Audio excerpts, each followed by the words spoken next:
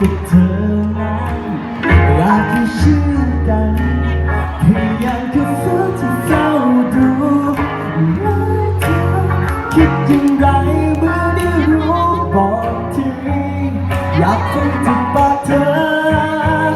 หากเธอก็รักเธอก็รู้สึกดีเหมือนกันแต่เธอก็เขินอายอย่างนั้นที่จะต้องพูดมาแค่บอกว่าอายก็พอโอ้และฉันจะขอเป็นคนนั้นที่ดูแลหัวใจไม่เคยบอกรักใครคนไหนเพียงฉันมีแค่เธอและฉันก็อายเหมือนเธอแค่เพียงเท่านั้นเป็นอันเข้าใจฉันไม่เคยพูดความในใจที่มีกับเธอเลยสักครั้งเพราะฉันเคยเลยกลัวที่จะพูดไปจะไปพิลึกอ่านไปเดี๋ยวคำลับไว้ก็แค่รู้ว่าใจเป็นกันโอกาสนี้ต้องพูดไปว่าทั้งหัวใจมีแต่เธอนั้นอยากให้เชื่อกันเพียงอยากแค่ฟ้าที่เฝ้าดูว่าเธอคิดอย่างไรเมื่อได้รู้บอกทีอยากฟังจากปากเธอใครร้องได้ช่วยกันสุดดีเหมือนกันแต่เธอก็เขินอายอย่างนั้นที่จะต้องพูดมาแค่ร้องว่าเยี่ยมก็พอโอ้และฉันจะขอเป็นคนนั้นที่ดูแลหัวใจไม่เคยบอกรักใครคนไหนเพียงฉันมีแค่เธอและฉันก็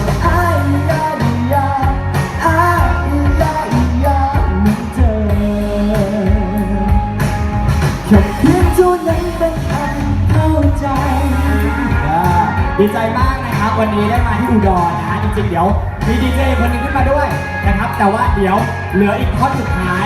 ใครช่วยร้องนะฮะบอกเลยกลับไปถูกหวยทุกคนอ้าวพร้อมไหมมาข้างบนว่าไงนั้นที่จะต้องพูดมาแค่ร้องว่าเยี่ยม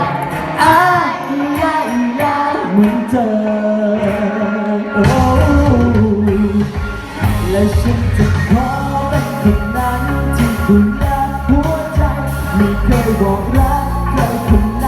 เพียงที่มีแค่เธอและฉันก็เหมือนเธอแค่เพียงเท่านั้นเป็นอันเข้าใจขอบคุณครับเชิญดีเจเขาฟ้านขึ้นมาเลยฮะขอบคุณพี่สิงโตนะครับผมพี่สิงโตด้วยนะครับสิงโตนันเนียหรือเปล่าครับไม่ใช่ครับสวัสดีพี่กีครับสวัสดีครับผมสวัสดีครับสวัสดีครับเป็นไงบ้างครับสำหรับมางานวันนี้โอ้ยก็ดีใจมากเลยครับพี่ทำไมดูสลับกฎหมายกันงงจังเลยไม่ใช่อ่ะขอเสียงปรบมือให้กับดีเจข้าวฟ้าแล้วก็ดีเจข้าวด้วยครับขอบคุณครับดีเจจากคลื่นซีด 97.5 FM ครับครับผมฟังแล้วต้องอย่างนี้เลยป่ะดีมันต้องอย่างนี้ทุกคนครับใครที่อยากจะฟังเราที่นี่ชาวจังหวัดอุดรครับฟังได้ที่ 91.5 ครับคือฟังได้ช่วง 20:00 น. ถึงเที่ยงคืนครับแต่ว่าหลังจากนั้นถ้าอยากจะฟังแบบ